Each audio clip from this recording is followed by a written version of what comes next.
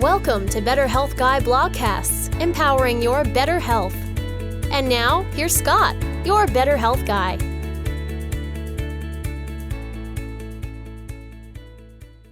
The content of this show is for informational purposes only and is not intended to diagnose, treat, or cure any illness or medical condition. Nothing in today's discussion is meant to serve as medical advice or as information to facilitate self-treatment.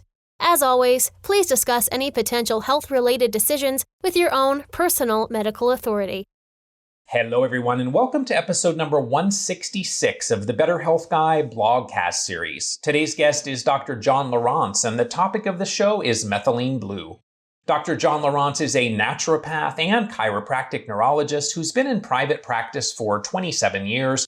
He directs Advanced Rejuvenation, a multidisciplinary clinic with a focus on alternative and regenerative medicine, naturopathic medicine, functional neurology, functional cranial release, Lumomed, Lyme disease, mold illness, and many other neurological conditions such as Parkinson's, Alzheimer's, degenerative neurological disease, and inner ear conditions. He travels internationally teaching other doctors. Dr. Lieurance founded UltimateCellularReset.com, a web-based educational portal which sends out weekly videos on health and wellness tools for overcoming disease and fostering longevity and vitality. He has been featured in many podcasts and documentaries. He is the author of the 5-star book, Melatonin Miracle Molecule, available on Amazon and at melatoninbook.com. And now my interview with Dr. John Lieurance. Dr. John was a prior guest on episode 151, where we talked about the melatonin miracle. I highly recommend you check that conversation out, my personal drug of choice, melatonin. Today, we're going to talk about the magic bullet, also known as methylene blue. I love the alliteration there, methylene blue, magic bullet. Welcome back to the show, Dr. John. Thanks, Scott. It's great to be here. I'm proud to say that the book, Methylene Blue Miracle Molecule, made bestseller on Amazon. So we're getting some great responses pouring in from people that have read that book. Yeah, that's awesome. I saw it's a 5-star review on Amazon as well. So very, very cool. Fantastic information. Methylene blue is on the WHO list of essential medicines. So talk to us about what is methylene blue, what's its history, where did it come from, and what is it conventionally used for? Well, it was originally invented as a dye, an industrial dye, in 1876, actually. And it's considered a thiazine. That's the family. In fact, if you've heard of hydroxychloroquine, there's a whole family of drugs that were derived from the parent molecule of methylene blue, none of which I think are quite as fascinating as methylene blue. Nothing really does what methylene blue does, which we're going to dive into. But yeah, so it was invented as a dye. And what they were doing is they were dyeing tissues and cells, right? Because it's a great dye for that. And what they found is that there was a concentration of the dye occurring in more metabolically sensitive tissues. And what that means is that these tissues have more mitochondria. There's an affinity of methylene blue to go to the mitochondria, and particularly nerves. And so there was a process where they were staining the parasite that carries malaria. And what they noticed is that it was killing the parasite. And so that's when the power of methylene blue as a medicine was first discovered. It was the primary cure for malaria for many, many years. But then, of course, antibiotics came on the market, right? The way medicine works is when there's new drugs, it becomes sexy, right? And so then you hire pretty girls to go out there and market it, and you run commercials, blah, blah, blah. And so people get a little sidetracked. And so methylene blue, unfortunately, has taken a back seat because it's been forgotten about. And now it seems to be getting a lot more press. People are more hungry for real answers to their health. And, the story of methylene blue is really coming to surface. But yeah, its history is interesting. So it is a dye. It's brilliantly blue. And when you look at the molecule itself, it is beautiful and like completely symmetrical. And, I'm a fairly spiritual person. And I can't help but look at this molecule as something that's just completely divine.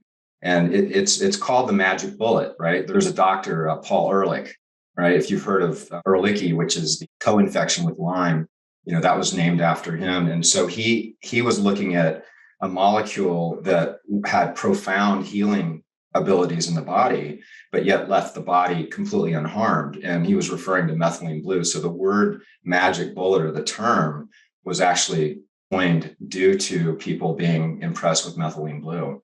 Yeah, and it's interesting because we don't hear a lot about it, or at least didn't hear a lot about it until recently. I would say in conventional medicine, if I went to an emergency room and I had carbon monoxide poisoning or cyanide or something, aren't they going to then reach for methylene blue as a potential solution for those conditions? Yeah, it's the only cure for these, some of these conditions where there's like extreme hypoxia. What methylene blue does is it acts as an electron donor. And so oxygen is normally the electron donor. So if we think about our ability to make energy, it happens in the mitochondria. And you have oxygen and glucose, right, that are able to create ATP. And so it goes through what's called the electron transport chain. And so that's basically the process of moving electrons. And that's what the mitochondria's job is to move electrons. And in the process of moving electrons, it's what's called exothermic. So it produces heat that the body then uses to produce ATP, which is the currency of energy in the cell. And so oxygen is the main donor of electrons. But when you get methylene blue enter the mitochondria, which methylene blue basically really wants to go into that mitochondria, it gets in there and it starts to donate electrons independent from oxygen. So for people that are athletes or endurance athletes, or they like to do a lot athletic activities, we're finding that a lot of these people have a lot more stamina and energy. I work with a lot of UFC fighters. In fact, I was in Vegas working with Dana White, who is the CEO and one of the founders. And so they invited me down to the Performance Institute to do this cranial. We were kind of talking about this before we we started taping, but this endonasal treatment that I do. And so there's a couple of these fighters that we got started with methylene blue, and it's almost an advantage beyond, because they can be in their choke maneuver, right? But they're still getting energy because they have the methylene blue to kind of move and donate those electrons. But what's really fascinating, Scott, is that in addition to methylene blue being an oxidant, providing electrons, it actually acts as an antioxidant as well. And it kind of like upregulates like your NRF2 pathways and all these antioxidant pathways. And it's not such that it activates it in the short term, but it activates it in a way that triggers your body to adapt to it over a few days after taking it and after being exposed to the stressor. So this is really profound. I mean, again, there's nothing that science has come up with as far as a synthetic molecule that even comes close to what this molecule can do. So lots of people think of it as something you put in your aquarium. What's the reason that we use it in that context? Is it to make the water blue? Is it because it keeps some organisms out of the water, that it provides some oxygen or some nutrient to the fish? Why do we think of it as an aquarium material? It's antimicrobial. And so in addition to adding it to aquarium water to keep it sterile, for the fish, it also is used for blood. Anytime anybody gets a blood transfusion, that blood has been injected with methylene blue and exposed to red light, which we should kind of dive into as well as the combination of red light and methylene blue is pretty incredible. But they do that to sterilize the blood. And so anybody getting a transfusion is going to actually get a little bit of methylene blue with that transfusion because it makes it a lot safer. It kills the AIDS and any other type of infection that the donor might have had. So in the community of people that listen to my podcast, lots of them dealing with Lyme disease, methylene blue has been discussed over the past several years based on some research in the Bartonella arena by Dr. Ying Zhang. And so I'm wondering why we're seeing this resurgence of its use in complex chronic illness. Is it because of some of the research that's happening? And why are we not seeing even more use at this point? Well, when you look at any compounds, for instance, melatonin, people weren't really talking about melatonin until I started to really, get out there and promote, especially the higher doses. It was kind of this underground thing that we were doing as alternative doctors. And, you don't have the financial reason to kind of chase and promote certain substances. So the patents run out of them. And so you'll have things like methylene blue and melatonin, and there's a whole family of other things that are really powerful medicines that just don't get talked about. And I would say the two top ones would be melatonin and methylene blue. And that's why, I love talking about these things, because it's something a lot of people haven't heard about.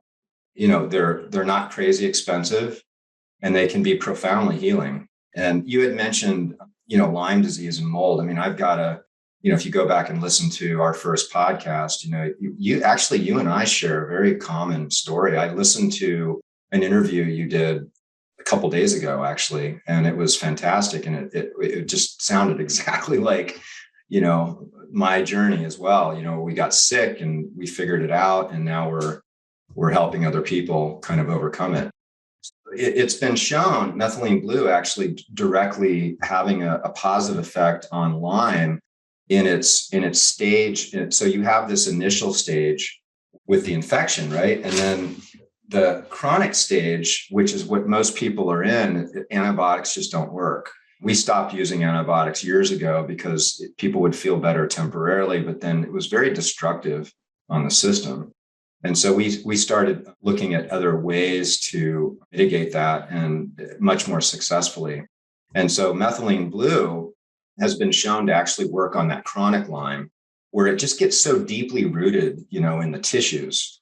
And it likes these poor oxygenated, hypoxic areas like fibrocartilage, like your SI joints and your sternoclavicular joints and your labrums, and there's the spine. It can really get very sore in the spine. And so these are pockets that Lyme likes to hide in. And I actually have found that doing local injections in some of those areas can be really helpful with like ozone or stem cells, because we start to look at these patients and we start to think about pockets in the body.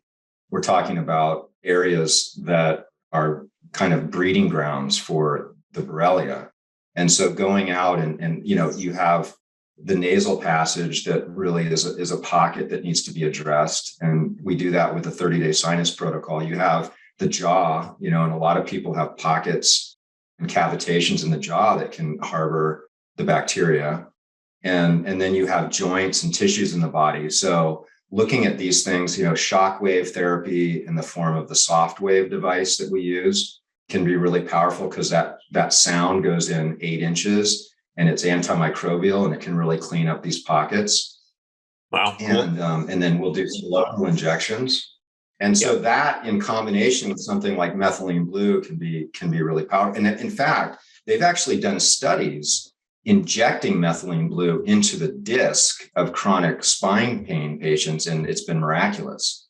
Yeah, and I probably should do a whole nother podcast at some point on shockwave therapy. That was incredibly just amazing for me personally when I fell running down the stairs to the gym a few years ago and ended up with a frozen shoulder. And just incredible. Another tool that most people have never heard of. Research in this arena with methylene blue looks at malaria. That's what it was originally known for. The combination then of methylene blue with other agents like some of the quinine medications or chloroquine or artemisinin that can be synergistic in dealing with the Lyme co-infection Babesia. Given that you do a lot of work in this realm with chronic Lyme, which is Borrelia, and Bartonella, which is a co-infection, Babesia, which is a co-infection, what are you observing with those? Borrelia we talked about, but what about Bartonella and Babesia? Are you seeing methylene blue having a positive effect with those co-infections as well? Well, it's a good question, Scott. And, I like to focus on the most upstream aspect of health and healing, and it makes my job a little easier. And so I'm looking at cellular energy, and that comes through the mitochondria. And so I believe the body's a self-healing, self-regulating device. It's got the divine wisdom to heal itself, but it runs out of battery, right? And so when we start to recharge that cellular energy, which is what methylene blue does, it's going to fuel the immune system. And then, of course, methylene blue has a lot of extra things that it does because it actually is antimicrobial. And especially one of the things that we're doing in the clinic, Scott, is we're actually running methylene blue IV, and then we're running intravenous laser. Methylene blue is activated. See, methylene blue has a really special effect on, so in the mitochondria, when it's moving electrons, there's 4 basic proteins, right? And they're called complexes, 1 through 4. And complex 4 is called the cytochrome C. And cytochrome meaning cell and chrome meaning light. This is the 4th and most important step where you then get energy. And so photons, just like electrons, they're units of energy. And so a photon interacting with that 4th complex can do the same thing that an electron can. And so that's why light can really be activating to the methylene blue. They're very synergistic. And so we use red light panels as well. And we have little closet type of room where people will stand in there for about 15 minutes after they do this IV as well. So we started to create some products called Lumitol Blue. And Lumitol Blue is basically suspension of methylene blue in palm oil. And it's easy to take. It doesn't turn your mouth all blue. And methylene blue needs to be activated by stomach acid. So a lot of times we're looking at delivery and we're trying to think about ways to get certain substances in the body without it being affected negatively by digestion and first pass through the liver. But methylene blue is one of those amazing compounds that actually does better with dissolving right in the stomach. And so that's why we like this palm oil suspension, because people don't like their whole mouth looking blue. So you look like some zombie that just ate brains. And then it dissolves perfectly in the stomach. So a lot of people, looking at these troches, I know there's some people selling sublingual types of delivery systems. And I don't think that the dosage is enough with those. And we can talk dosage, but Francisco Gonzalez Lima, who I really look at as one of the foremost authorities on methylene blue, and he's done a lot of research and currently still does a lot of research, and he's worth, and anybody that really wants to dive even deeper into methylene blue, I have an ebook and we'll put a link to it, but also there's some great interviews with Francisco. But his comments were that he didn't feel that like the sublingual was a great way to go. So we have a suppository and we also have the suspension. And so your urine will actually turn blue or green. And in fact, when they gave it to soldiers, they demanded soldiers in the Pacific, when they were World War II, they had to take it because it prevented catching malaria and it cures the malaria. So they used to say like, I'm so patriotic, I'm even peeing blue. So, but you should expect that the urine should turn blue. And it's also an incredible mood uplifting compound. In fact, they've done huge clinical trials on humans showing that it can be a powerful antidepressant. And one of the reasons that it works that way is it mops up nitric oxide. So nitric oxide is a substance that is a response to infection.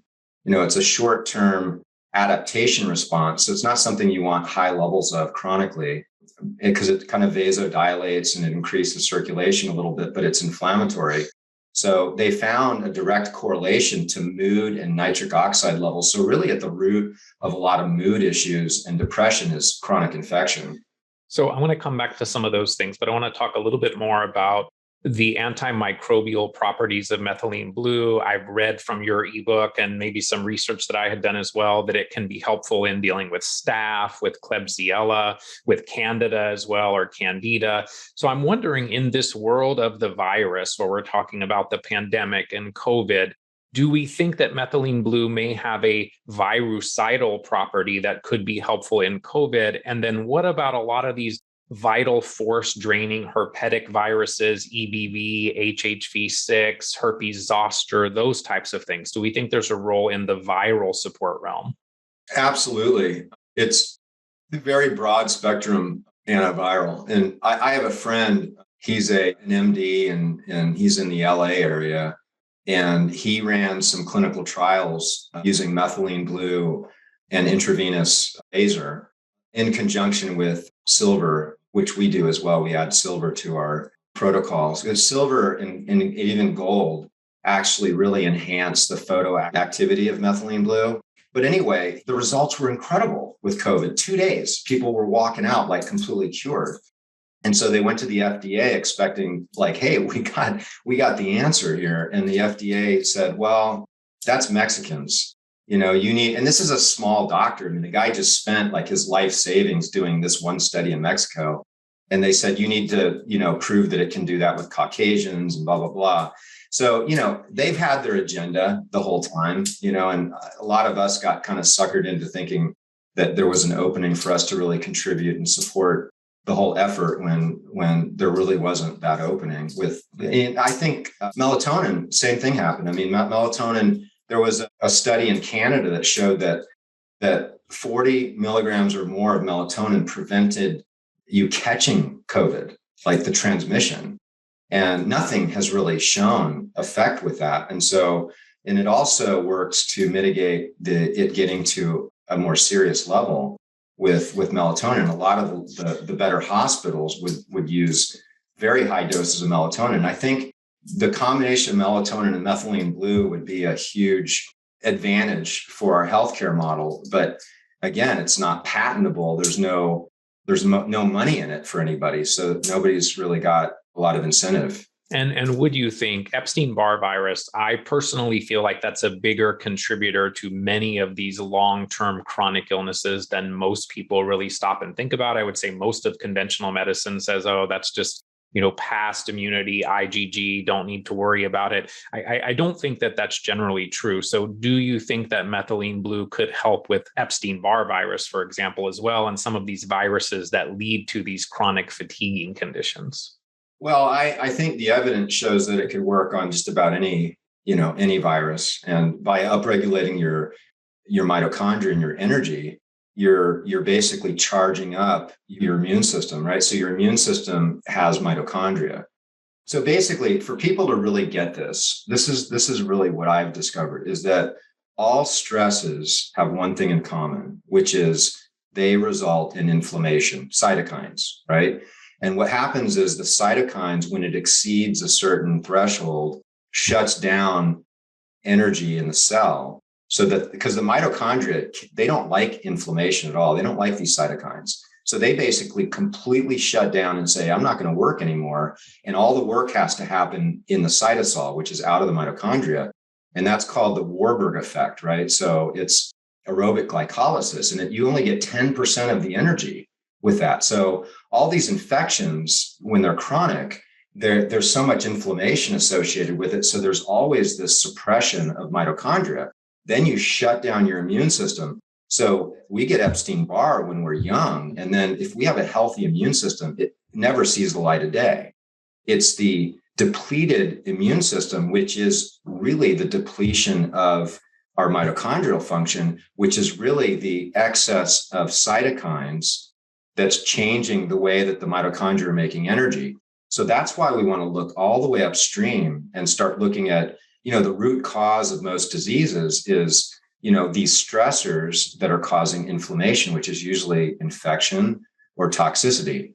We isolate those, we bring those down, and we start supplying things like melatonin and methylene blue, and we see some exciting things happen. You mentioned that it can turn the urine blue or green. Chronic UTIs or urinary tract infections, interstitial cystitis, those are conditions that can be very challenging. Many times people need repeated courses of antibiotics, biofilm breakers, other things to move those conditions forward, particularly the IC. Wondering if methylene blue could be a helpful therapeutic intervention in chronic UTIs and interstitial cystitis.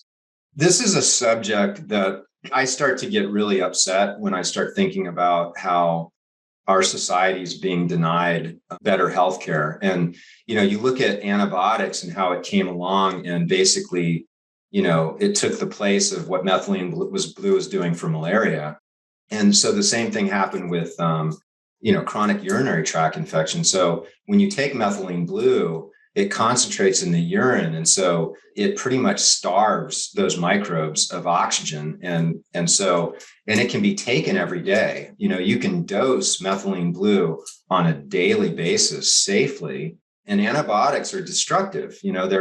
They're destructive to our microbiome. And now there's all these antibiotic resistant strains. So there's a lot of problems with antibiotics where you don't have that with methylene blue. And I think that this needs to be something that our medical community needs to recognize and start bringing back, is for chronic urinary tract infections. This should be the gold standard treatment. Let's talk a little bit about biofilms. So is it that the methylene blue can stain a biofilm, which we know that it does, or is it that the methylene blue actually has a therapeutic effect on those biofilms and potentially on the organisms within the biofilm community? We know that lots of chronic infections, we talked about some of these sequestered spaces in the body. We know biofilms play a role. Do you think methylene blue has an effect on the organisms within the biofilms or the biofilm community itself? Yeah, well, there's been at least one study that I read that shows that it reduces biofilm. It's a dissolver of biofilm. I also like to, I look at methylene blue as kind of like this magic bullet, right? So it's going to help in all these ways. But I'll generally like to use like proteolytic enzymes as well. So I'll dose most of my patients with like nattokinase or like an EDTA with proteolytic enzymes once or twice a day on an empty stomach. And I think between methylene blue and some enzymes, I think you're going to be really covered with biofilm. The dosing on methylene blue is interesting. The dose is between 0.5 milligram per kilogram to 4 milligrams per kilogram. And some of the studies have even gone up to 10 and 20 milligrams per kilogram with no side effects. The safety is very high with that. But what's interesting is you can go with the lower dose. And like you said, there can be some effect with neuroprotection. I think people that are subjected to head injuries or toxins or whatnot, or anybody in looking to mitigate situations with degenerative neurologic disorder and maintain a healthy brain, a small dose of methylene blue, even like 20 milligrams a day or something like that. And the half-life is about 12 and a half hours. So it's about 13 hours. It's suggested to just dose it once a day, and that would be enough. We will have people, the antidepressant effects of methylene blue tend to be on the higher end. And we also see more of the antimicrobial effects with the higher dose. So I typically go more in the lines of the, 1.5 milligrams per kilogram with a lot of my patients. In your book, you talk about methylene blue as an anti-inflammatory with neuroprotective properties that could be helpful in conditions like strokes, Alzheimer's, Parkinson's. It seems that there's lots of potentially helpful mechanisms of methylene blue that could be helpful in lots of these chronic conditions. And so wondering, what's your observation been in terms of your patients with neurodegenerative diseases and their response to methylene blue? Yeah, so, as a chiropractic neurologist, I treat a lot of neurological cases, Parkinson's and a lot of vestibular disorders of people with Meniere's and so forth. So neurological cases are no stranger to me. So when we started using methylene blue in the clinic, we started to see some really exciting changes with our patients. And I've seen some just dramatic changes with people right in front of my eyes with even one dose, like with the infusion that we do. It's called Luma Blue is the protocol. And even taking it orally, I had a really severe neuropathy patient that I put on it, and his neuropathy just completely cleared up, and he'd had it for about 20 years. So there can be some real shocking results with methylene blue, but it's not necessarily like going to happen with everybody right away. Sometimes it takes a little bit more time. But the evidence is really, really compelling because they've actually studied methylene blue with regards to the proteins that accumulate with all of these degenerative neurologic disorders. And so you have tau protein and in the form of alpha-synuclein with Parkinson's, and you have beta amyloid without Alzheimer's. And so these neurofibrillary tangles and these proteins choke off, the nerve. And what they found is that methylene blue actually dissolves these proteins. And so the problem with this research, though, is that they're just hyper-focused on that phenomenon, right? They're ignoring the metabolic situation, and they're just basically looking for the outcome of as much of the tau as they can dissolve. But, what happens is a lot of these neurons, they collect so much tau that there's no recovering them. So they're kind of overly doing it with their dosing schedule. And so Francisco Gonzalez Lima talks about this a bit with, these colleagues that are running this research and how they're really missing the boat. And that happens in medicine quite a bit, where they're really hyper focused on a phenomenon versus looking at the body as an organism and a whole. So I don't know if we're going to see anything much come out of that because they're going in the wrong direction. But we certainly can see that there's a significant downregulation of inflammation. In fact, it works on a similar pathway that melatonin does on something called an inflammasome. And this is activated in the microglial. And so when we get exposed to toxins or infections, so let's say that you have like a lot of Epstein-Barr and it's circulating in the brain. Well, the brain doesn't like that. And so it's looking at these bacteria or these viruses or a heavy metal or whatever. And it says we have to like encapsulate it to protect it from like activating, more areas of the brain. And so the microglial kind of like surrounds it, and they become, I always think about them like a chihuahua with a bazooka, right? They're like these little cells, but when they get pissed off, they just start blowing everything away. And so this is the problem is once these microglia are activated, they just start to destroy all these neurons around them. And so calming the microglial down is really, really important, especially with traumatic brain injuries, but also with, all these people, suffering from Lyme disease, and Epstein-Barr and all the different co-infections. They've got this chronic neurological inflammation. And so it's important to go in there and calm the microglial down.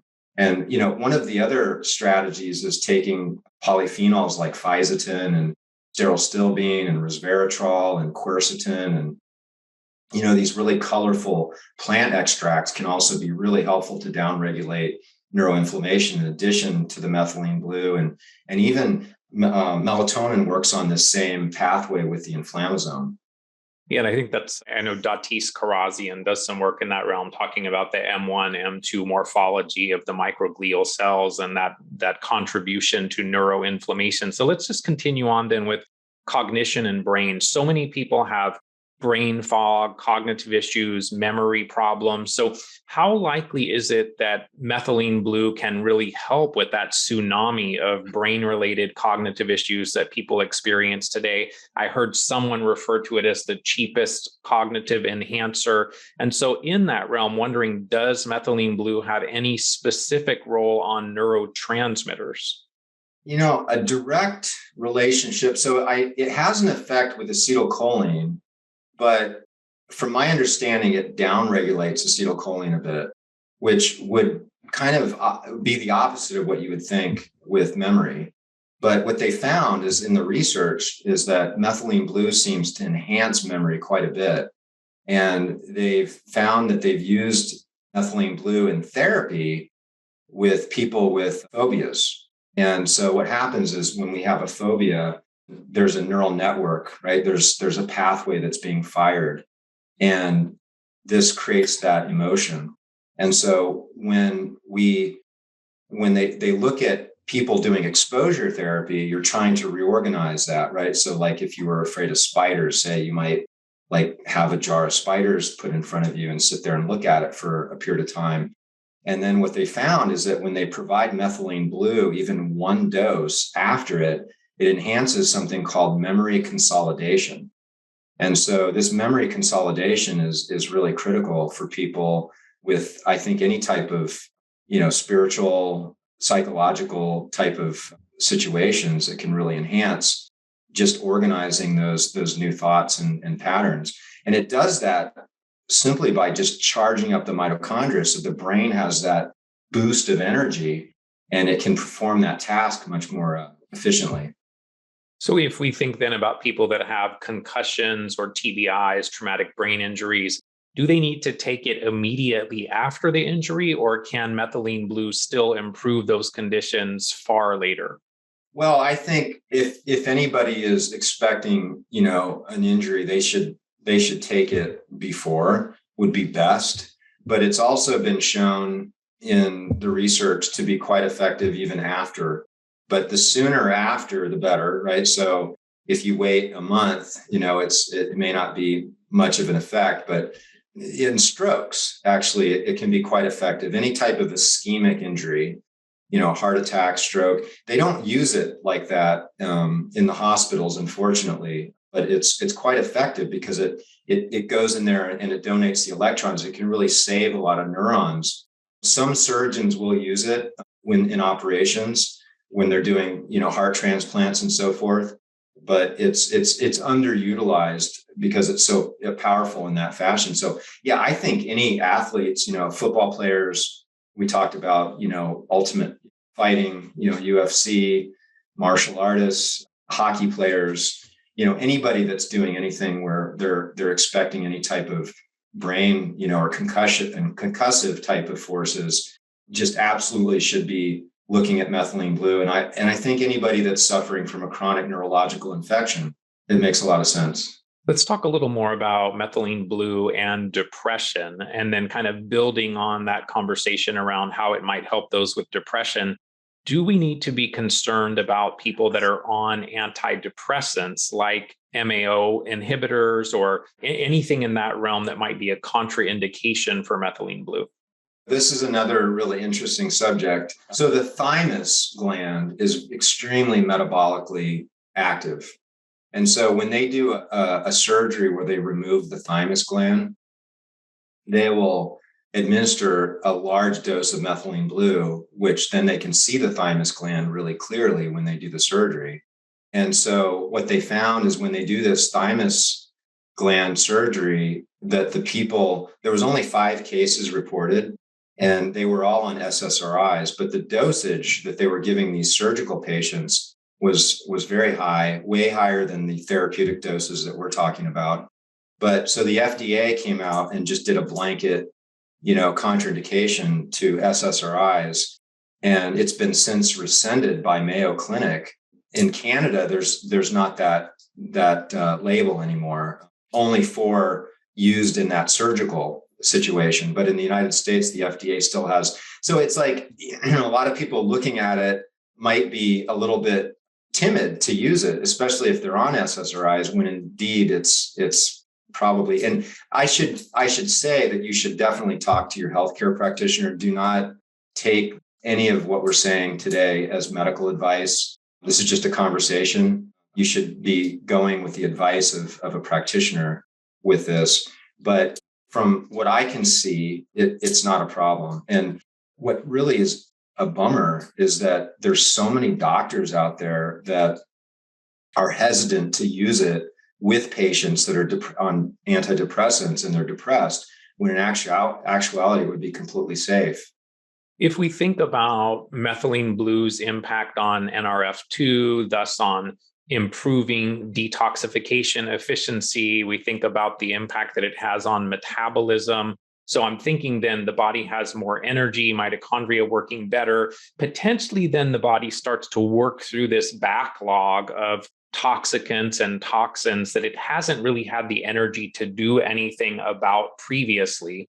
And so I'm wondering, in cases like that, where we're kind of thinking, this person may be in a cell danger response, Dr. Bob Naviau's work, do we need to be cautious? Can we have a detox reaction? Can we have, technically, I guess you could also have a Herxheimer reaction, but could we have these scenarios where the body then starts detoxifying too quickly or too efficiently, and that then is an uncomfortable experience for the person using it potentially? To your point, I listening to your interview a couple of days ago, you were talking about drainage and you were talking about binders, right? And so this is one of the reasons that working with someone with experience can really help mitigate some of these things. I would suggest people can start with a lower dose and work their way up. They might consider taking a binder. They might consider doing some, like I use a lot of homeopathics as drainage remedies, drinking plenty of water, saunas. I mean, there's things that can be done that can help mitigate those, because if you're trying to detox too quick, it's like you're stepping into like a pond, right? And you're stirring up that mud, right? So instead of that clearing out, like it's stirred up and it starts to recirculate, and then people start to have symptoms. What's your favorite homeopathic drainage, like Pecana or Desbio, or what do you like? Well, I actually use a remedy called drainage from Zymogen. Yeah, that's the one. So we do a biomeridian stress testing in our clinic, right? So we have a machine called an Asira. And so in the clinic, what we'll often do is we'll run like food allergy, we'll look for gut parasites, and we do some specialty tests. Then we can test the biocompatibility of something like Artemisia or Coptis or, whatever antimicrobial we're looking at, and make sure that it's more biocompatible, right? And so in addition to that, then we're able to actually imprint the drainage remedy with those signatures. And I know it sounds kind of futuristic in Star Trek, and maybe it is, but it's quite an effective way to work on patients and get answers that are difficult to find and really dial in a different protocol. Yep. Huge fan of anything in the energy medicine realm, including a lot of those tools as well.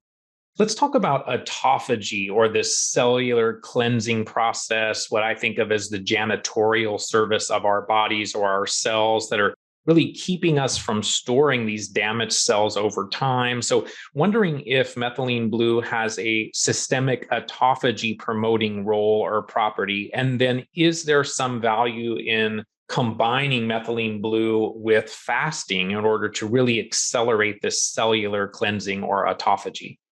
Now we're getting into some exciting stuff here. Yes, Methylene Blue suppresses mTOR. And so it activates autophagy. And so we have, I'm sure a lot of your listeners are pretty savvy with this, but we have this signaling where it's feast and famine. And so when we're not eating, our body goes into a recycling and cleaning mechanism. And there's mitophagy as well, where we're cleaning out and recycling mitochondria, which is really important. And so mitophagy is a big deal. And that's why we use a lot of fasting in our protocols at the clinic. I created something called the Fast Track Fast, and Methylene Blue is a part of that. And so we have 3 phases that I look at. So anybody looking to do fasting, if they're wanting to kind of like improve that situation, this would be my advice. They do something before the fast to improve their cellular energy, like a Methylene Blue. I like NAD. We use an NAD suppository that I think is really a fantastic way to get a similar dosage of NAD to an IV, but, for pennies on the dollar and convenience, you put a suppository in and it's delivering over a few hours. After you have that kind of prep phase, we go into the fasting phase where we want to accentuate the autophagy. So we want things like senolytic polyphenols, like we talked about sterile stilbene from blueberries and fisetin from strawberries.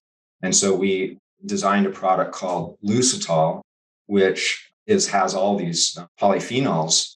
And it's a product that I really designed for football players for head injuries. So it downregulates all that microglial activation. But when I started to deep dive into fasting, I was like, oh my gosh, like this is perfect for accentuating that signaling of fasting. So then during that fasting phase, I think Methylene Blue would be great to dose as well. And then, of course, one of the things that a lot of people miss is after the fast, it's just as important to really upregulate mTOR. So unless you're dealing with cancer, you kind of want to forget that anyway.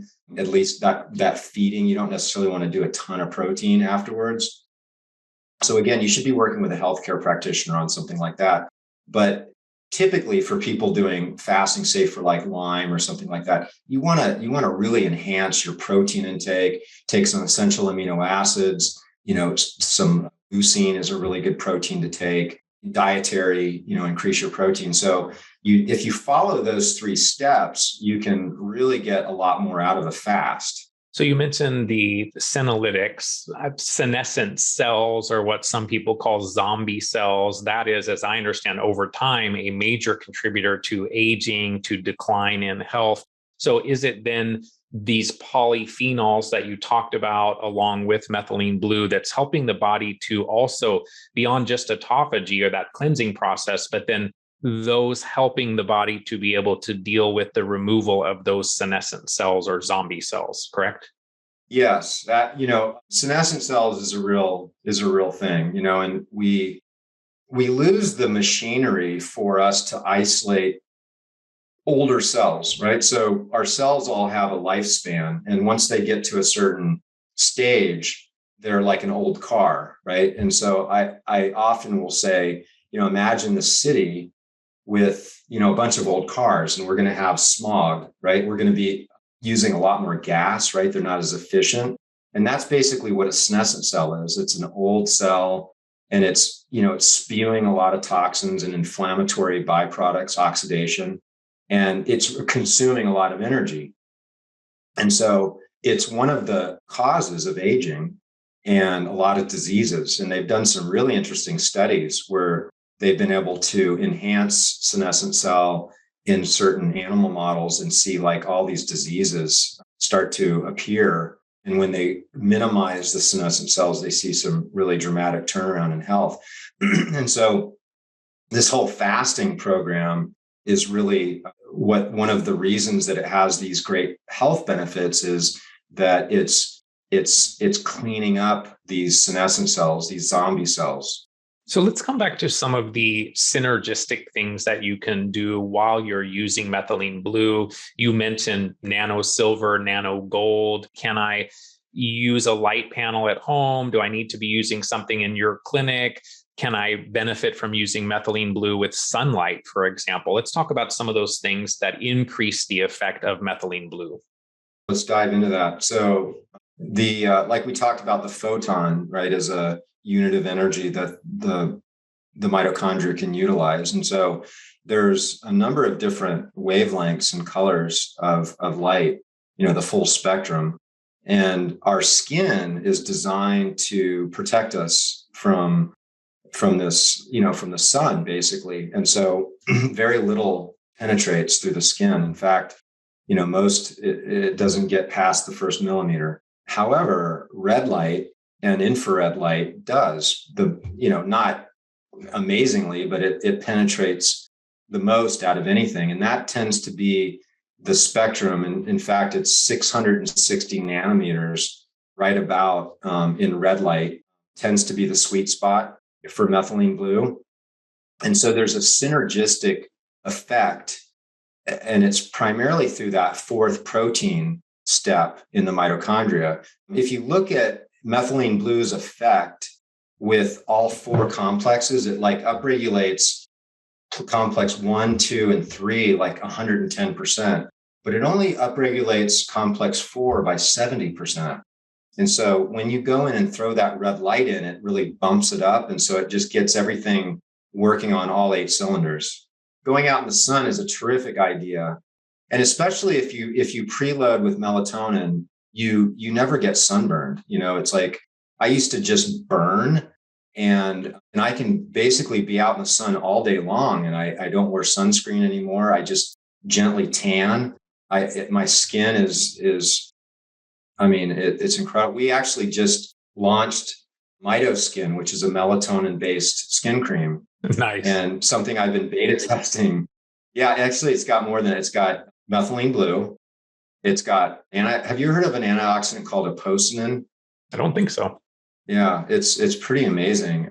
We have it. There's something that we make called Breathe. We actually don't have it on the website, but it's basically apocynin and GHK copper peptide, and we'll have patients nebulize it, and it actually reverses fibrosis in the lungs. We have the GHK copper peptide in the cream as well, and resveratrol, melatonin, methylene blue. And I've been beta testing it for about, a year now. And it's pretty dramatic. And in taking the melatonin orally, really, there's a whole chapter I have in my book on skin, but I look like I'm 10 years younger. It's really incredible. So let's come back to the nano gold, the nano silver. So what are those doing in a methylene blue protocol? I know in your ebook, you mentioned Argentin 23, that was something you could use on days that methylene blue was being used. Is that for the same purpose, or is that also to have the additional synergy of something that is also antimicrobial? Well, so gold and silver enhance the photodynamic aspect of methylene blue in particular. Silver can enhance carrying methylene blue into the mitochondria a bit, but they work synergistically to kind of capture that light. So especially if someone's going to be using red light therapy or going out in the sun, they could take, a swig of something like Argentin, or, they could take another type of silver, that they like. And in the clinic, we'll run the silver IV intravenous, and then we'll run the methylene blue. And there seems to be a real synergy with that. It works together. It's like an entourage, like 1 + 1 = 4, right? So it's like you have like an awesome thing. Like silver is just amazing. I did an interview with Seth, who owns Sovereign Silver, and he makes Argentin. He's actually just right down the road from me. And we did an interview on my website, ultimatecellularreset.com, if anybody wants to go and watch that, but deep dive into silver. So in the Lyme disease arena with a medication called Dapsone, in some cases that can lead to a side effect that's called methemoglobinemia. And so I'm wondering how methylene blue fits into that conversation. My understanding is it can be helpful in people that maybe have that condition that can result from the use of Dapsone in Lyme disease or other potential causes as well. Well, if you think about it, so oxygen is a very, unstable, right? It wants to oxidize. And so we're talking about the part of our blood that's carrying the oxygen. And so the heme, if it gets oxidized, leads to this condition. And so what methylene blue does, it actually prevents the heme from oxidizing. And so it can reverse that condition quite rapidly. Let's talk about how the incorporation of oxygen into the body after methylene blue could be something that potentiates the effects of the methylene blue. So if I, for example, was using hyperbaric oxygen therapy, or maybe exercise with oxygen therapy in a home environment, for example, could that boost or potentiate the potential benefits of methylene blue? Well, there's varying ideas about this out in the community. There's some people that really feel like, you're enhancing this mitochondrial effect with the methylene blue, and then you're going to put more oxygen in there to drive more energy. But all the research has not shown that there's a synergy with it. The argument against it is that you're already driving this mechanism. And it's like you're adding something to it that it doesn't need that, right? So we use CVAC in my clinic. It's cyclic variation and adaptive conditioning. It looks like this pod, and it's hypoxic actually. So, but it's changing the pressure. And I like that quite a bit because it's like working lymphatics and the glymphatics. And so often after IVs, we'll put people in the CVAC pod. I always say you're either a swamp or a river, right? And what's healthier, a river. And so when we get swampy, we get stagnant, right? I mean, we talked about drainage and the importance of drainage. And so rebounding can be really helpful in that area as well. And just moving, exercise, is really important. So it sounds like more so light as opposed to oxygen-based therapies in terms of potentiating the benefits of methylene blue based on your experience. Yes. Yeah. So I wouldn't really be looking towards like hyperbaric oxygen or EWAT to really enhance it. I think that you should probably look at off days to do those as another route of healing, and not a synergy between the two. There are differing thoughts about the use of ascorbic acid and methylene blue as well. So some people talk about taking methylene blue with ascorbic acid or vitamin C to create a reduced form that could increase bioabsorption, could minimize discoloration of the urine. Do you think that that's necessary, helpful, not appropriate? What are your thoughts on methylene blue and ascorbic acid? Yeah, so there's a reduced form of methylene blue called leukomethylene blue, and it's like leukocyte. It's like a white blood cell. So it in the reduced form, methylene blue is clear, and so you don't want to do that with all the methylene blue. Some of it, and it tends to enhance its absorption. So taking a little bit of ascorbic acid at the same time as taking some methylene blue seems to be a smart way to do it. Let's talk a little bit about safe use of methylene blue, how people potentially can acquire these tools. Should they be using only pharmaceutical grade materials? What are your thoughts on getting methylene blue, but then also some of the other forms that it comes in? And so you mentioned the products that you have that you can take orally, that it also needs to or is improved by some of the stomach acid. I believe you also have a suppository as well. And I don't know if that's intended for normal suppository use or if that's intended for oral use, but talk to us a little bit about the different forms of methylene blue and how people potentially can get these in a safe way. Well, I've seen methylene blue in tinctures, like you can drop it in your mouth and of course it turns your mouth blue, your teeth. And there's the sublinguals that you can find online. And again, the mouth turns blue and it doesn't seem to have as much of absorption because you want it to absorb primarily in the stomach and mix with the stomach acid. So like I said, we have a suspension in palm oil, but as a suppository, it's a nice slow absorption.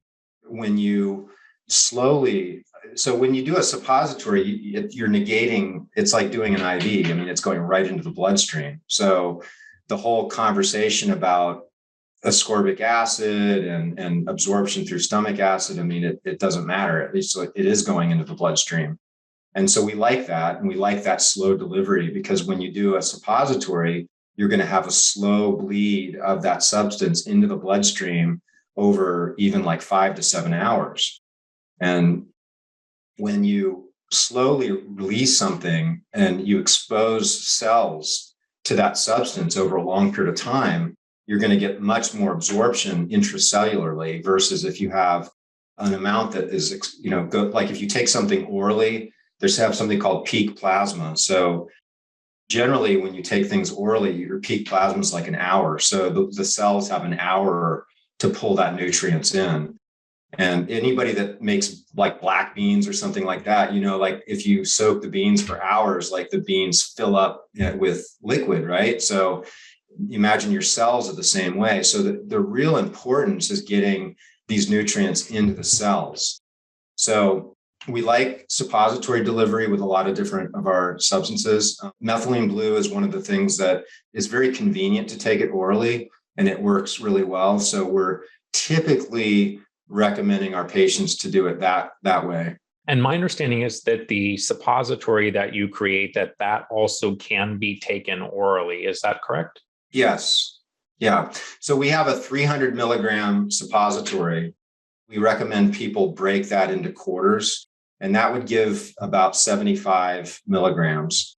And again, before you would start this, you should, get some guidance by someone. What a lot of people do is they break it into quarters. So you cut it into 4 pieces, and then you just have that little piece that you can throw in the back of your throat and then drink it down. We're working on creating like these little bars that are going to be a little bit easier. But right now that seems to be working for a lot of our doctors that are using it with their patients. And my understanding is that the pharmaceutical grade methylene blue is really critical, that some of the industrial grade potentially could have some heavy metals and other things. So, I mean, this is not something that you want to just go find online somewhere and not be sure that you're getting pharmaceutical grade, correct? Yeah, so this is a good point. Methylene blue can be manufactured and contain a lot of toxins and heavy metals, a lot of impurities.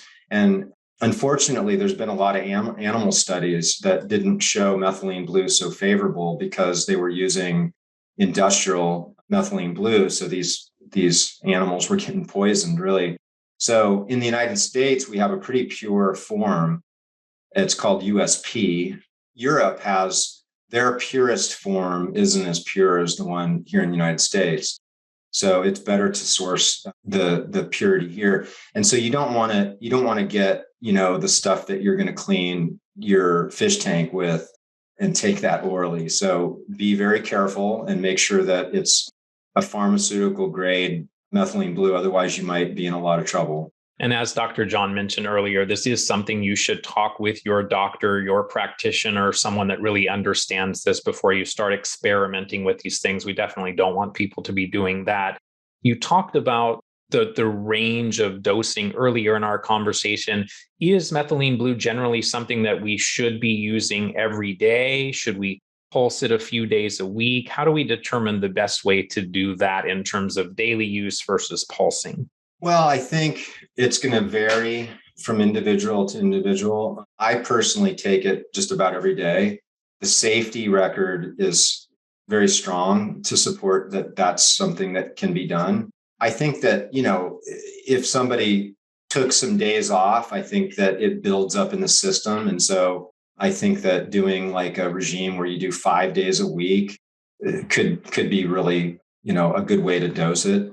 I think that when you start getting into some higher doses, that you might want to consider the pulsing a little bit more versus the lower doses where you're more towards the 0.5 milligram to 1 milligram per body, per kilogram of body weight.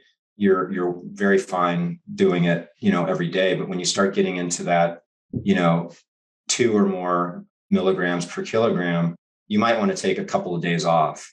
And is it best if you're doing a certain amount, like you just talked about, is it best to split that up into multiple doses throughout the day, twice a day, 3 times a day? Well, you can, but I don't believe it's necessary. Like we've talked about, the half-life's 12 and a half hours, but a lot of the studies, it's once a day. And once the methylene blue gets into the mitochondria, it stays there for a while. So even though the half-life and it goes through the body, there's still methylene blue doing work in the body beyond that. When you have a patient that comes to you that's dealt with chronic Lyme disease, dealt with mold illness like we both have, when would you think about introducing methylene blue? Is it something you would bring in very early in a protocol to start to give them that energy and metabolic vitality that they need to be able to mount an immune response and detoxify? Or would you have some things that would be prerequisites, like getting out of mold, dealing with some of the infections? Where does it come in a broader, complex chronic illness type of protocol? Well, so if I'm working with a patient, if like the patient's out of town or something like that, we're doing distance coaching with them, I'll often order labs, right? And so until the labs come in, we'll start like a basic protocol. And often, my 3 go-tos are, I start them with a 30-day sinus protocol, because just the importance of nasal hygiene is really, really a big game changer, I found, with myself and a lot of patients. And then high dose melatonin and methylene blue. And so that's kind of something that I've started utilizing right off the bat with most of my patients. And one of the beautiful things about the methylene blue is because it has such a nice mood uplifting ability of it, and it enhances the brain. I think it just gets people a little bit more motivated to take care of themselves and to enroll themselves in a care plan and start to cognate some of the, because some of these things that we're talking about are complicated. We're talking about autophagy and senescent cells. And so these, a lot of people listening to this, if you're suffering from neurological Lyme, some of these things are kind of hard to kind of sort through. And so getting on some mitochondrial support can really boost you moving into some of these programs so that you can handle it more effectively. So I think early on is a great time to start it. And would you say that your more sensitive or ultra sensitive patients do seem to tolerate methylene blue pretty well? Or do you find you really have to be cautious and do the slow and low and really introduce it in a very methodical, careful way. It seems like there's maybe like 20% of my population will get some side effects when they first start taking the methylene blue. So the vast majority of people tolerate it really well and start feeling better right away. And so when that starts to pop up, we'll back off a little bit and we'll start to concentrate a little bit more on some drainage strategies and some binders, and then start to walk that dosage back up. And that seems to work really well. And what are some of those symptoms that people maybe have that you think of as side effects of methylene blue that kind of get you then to pull back? Are they more traditional detoxification reactions like headaches and muscle pain and fatigue, or are they other things that lead you to think about that? Yeah, exactly. So it's like, it almost like there's an inflammatory response that the patient gets. And I think it's just the body's like doing house cleaning, and so it starts to clean out these toxins that are building up in the cells. You think about someone that's had, a disease for a while, like Lyme or mold. There's this accumulation of all these toxins in the cell. And then all of a sudden you throw in some energy, and then the cell's like, oh my gosh, I need to do some house cleaning. I've been so messy. And so it starts to throw out these toxins. And so then the body has to deal with those toxins, and that can be an inflammatory response. That's kind of what we're seeing is like a Herxheimer reaction. Let's talk about then some of the medications or things that should be avoided. We talked about some of the antidepressants, that maybe that's not as big of a consideration as it maybe was thought to be, that people certainly need to talk to their doctor, but it may not immediately mean that they can't explore some of these tools in the methylene blue realm. What about some of the other psychotropic type things people are doing, like ayahuasca or psilocybin, for example? Are those contraindications for use of methylene blue? The argument is the same, because you look at psilocybin or MDMA, LSD, those primarily work really on serotonin. And so it's becoming extremely popular for people to microdose, right? For neuroplasticity, right? For enhanced brain function. It's like particularly LSD and psilocybin open up these channels in the brain that are just dramatic, where there's this enhanced learning with microdoses of those two psychedelic medicines.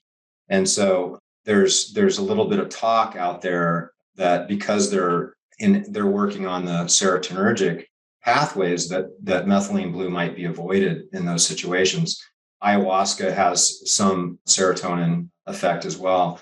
So my beliefs, and again, I would not take this as gospel, this is just from my own experience and my own studies, is that it should be fine. And that if somebody's going to do like a heroic dose of like MDMA or ayahuasca, they might be okay with methylene blue. But I say to err on the side of safety, that they probably should either do it with a healthcare practitioner's guidance or avoid it. But I definitely think that taking it the day before or the day after, because, there's really some amazing benefits that people can gain from these psychedelic experiences. They can have these profound mystical experiences, and they can start to uncover their unconscious and subconscious belief patterns and actually start to, unpack them. Especially with something like MDMA, you're able to view some of these things with such empathy and love and compassion, for both yourself and for other people that you might be thinking about. And then I think you throw in the methylene blue the day after, and you get that memory consolidation aspect and that mitochondrial and the neuroprotection. I actually wrote a book called Neuroprotection During Plant Medicine, and it's a whole ebook just on this subject. If anybody's interested in exploring that, we can put a link to that. Is methylene blue something that people should test for G6PD prior to using, or is that not necessary?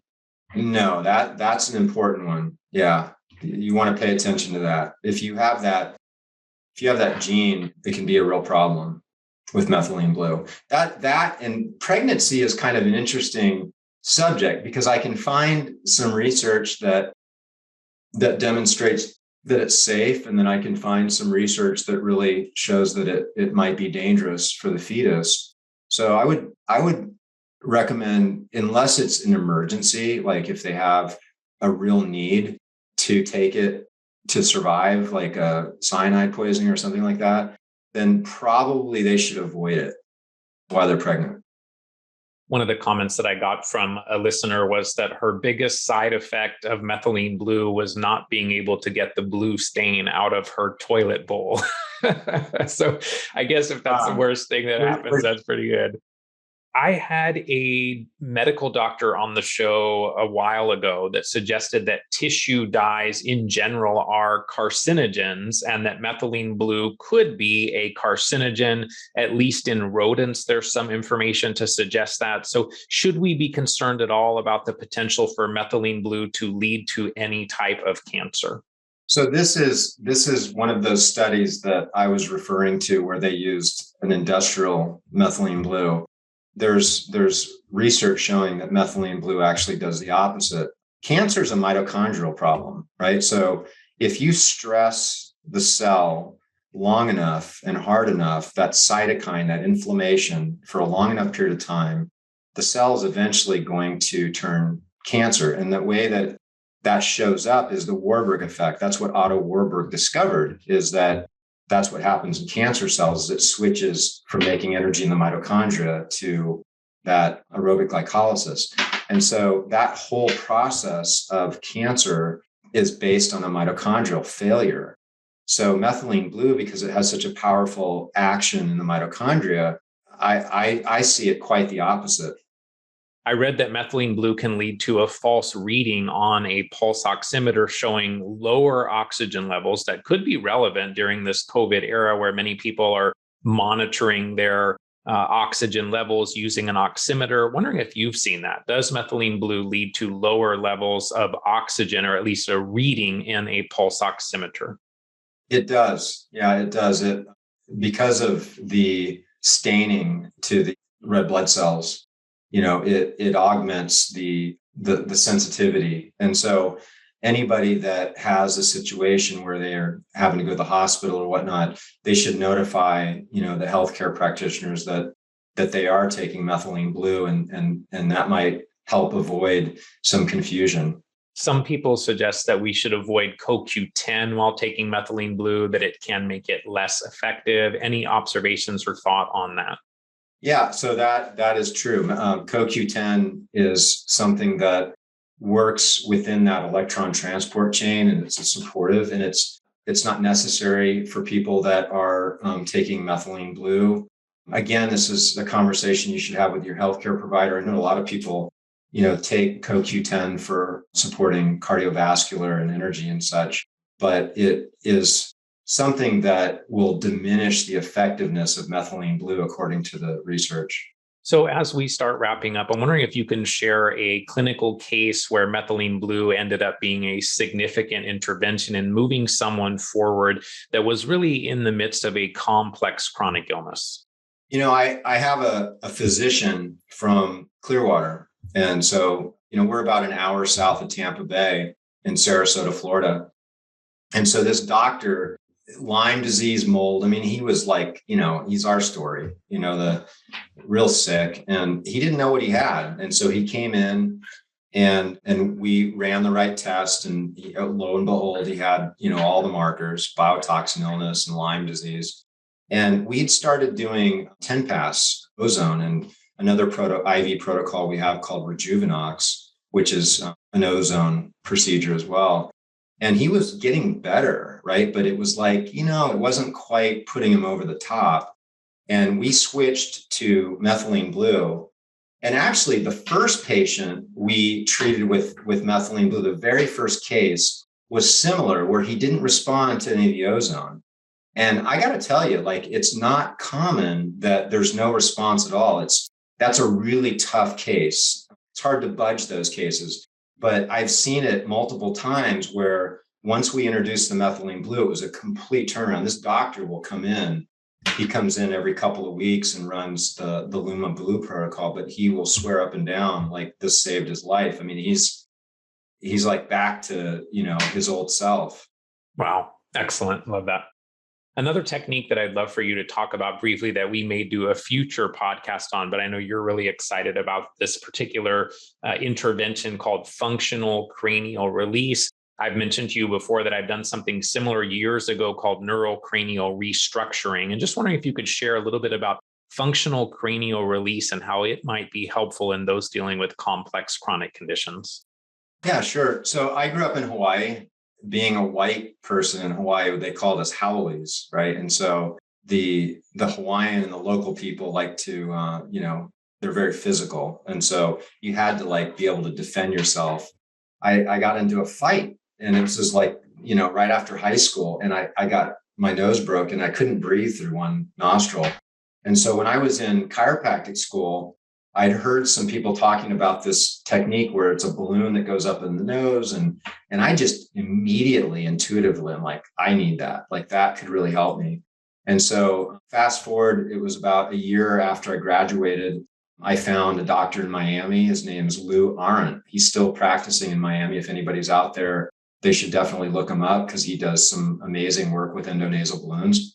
But he was the first one to treat me. And this was 25 years ago, and it was so profound. I just had to learn everything I could about it. I actually am at the end of my last chapter in a book called It's All in Your Head.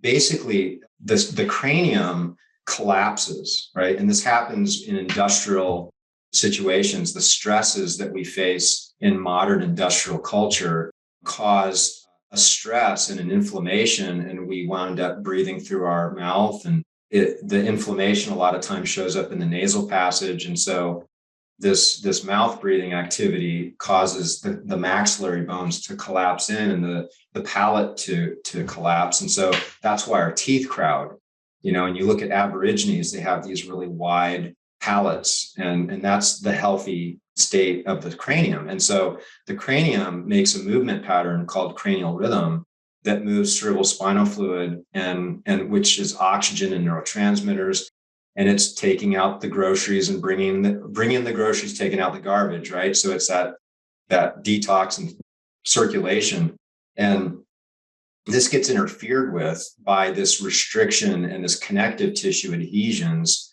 and this collapse phenomenon of the skull. And so these balloons basically reverse that and reduce some of those adhesions to the connective tissue. And so I've been using this technique along with something called functional neurology, which is, it's a technique where you're doing, it's the exam is similar to what a neurologist would do typically, but when we're looking at the exam, we're looking at very fine aspects of these tests and the comparison from right to left. And it gets us thinking about what's not working and what can work and how we can create neuroplasticity to make some things work to establish balance, in the nervous system. And this is something that's a big deal for a lot of chronic Lyme cases, because when you have that neuroinflammation, you start to shut down a lot of pathways, especially in the vestibular system. And there's something called the vestibular ocular reflex. So if I turn my head to the right, my eyes are pushed to the left, right? And so no matter where I move my head, my eyes have an equal and opposite effect. And so there's a communication between the inner ears, the eyes, and the neck and the entire spine muscle. And so often what I see with a lot of chronic patients is they come in and that whole process is not communicating properly. And so it creates a lot of tension and what's called dystonia in a lot of the muscles. And so this all can be cleaned up with the right type of exercises. And so anybody that's interested in this type of work can look online and look for a functional chiropractic neurologist. And there's a lot of, there's not a lot of us out there, but there's enough of us where a lot of major towns have a good doctor that can do this type of work for you. So is there a specific school that people would want to look for? So for example, I'm familiar with George Gonzalez and quantum neurology, I think is his technique. Is there a particular type of functional neurology that you were trained under that people could be looking for? Well, the main group that I would really emphasize would be the Carrick Institute. Ted Carrick is the first physician to ever do a diplomate for chiropractors in neurology. And he's probably one of the smartest people I know. He's worked with NASA. He's got an office at Harvard.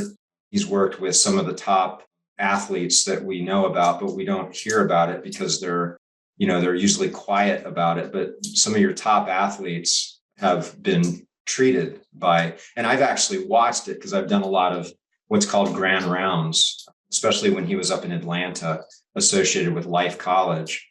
But I would look for somebody that's certified through the Carrick Institute. That would be my suggestion. Excellent. And I know you do a ton to support your own health. I know that you really do all of the things that you talk about, but what are some of the key things that you do on a daily basis that are really supporting your own health? I have a cold plunge, and I like to get up and go into the jacuzzi first and kind of stretch out and relax, do a couple breaths. And then I'll go back and forth between that and the cold plunge. And then when I get out of the cold plunge, I'll go right in front of my red light. This is where I usually stand and do it, but I'll show you. Nice. See the panel? Okay, cool. Not plugged in, but so I have 6 panels behind me, and then I've got some in front of me here at a standing desk. It's an idea I got from Ben Greenfield when I was out there recording a podcast at his house. So yeah, you can get the red lights on a cart, and then you can stack the red lights in front of you if you get a standing desk, and you can kind of work on your computer and get your red light therapy at the same time. Okay, you just gave me another idea, because I have the Juve and I have the way to mount it similar to what you have there in the back, but I've actually not used it. And I do stand at a standing desk all day. So now I have another easy way to incorporate that. Yeah. Well, I'll take some pictures of my setup and I'll send them to you. And if you want to post it in the show notes, sure, so people can check it out. Nice. We sell panels as well, Mido lights. And so they're similar quality to Juve, but less expensive. Nice. So another thing that I found to be really effective for my physical fitness is I do slow exercise. And this is something that I've done for many years. It's a lot safer on your joints. And so some people call it the super slow method. We used to own a super slow zone franchise here. It was associated with my clinic back, over 10 years ago. But basically you're doing slow repetitions, and it's about a 3-second contraction, 3-second extension. And you're going to go slowly, smoothly. So there's no pause, right? You're going very smooth through that range of motion. And you want to go to complete failure. So in about 3 minutes, you're basically at failure. So you want about that type of weight. And what I find is I can go to the gym and use the resistive machines, and I can do like 4 machines in less than 20 minutes. And it's an incredible workout. And so what I found is that I'll add the blood flow restriction training to that.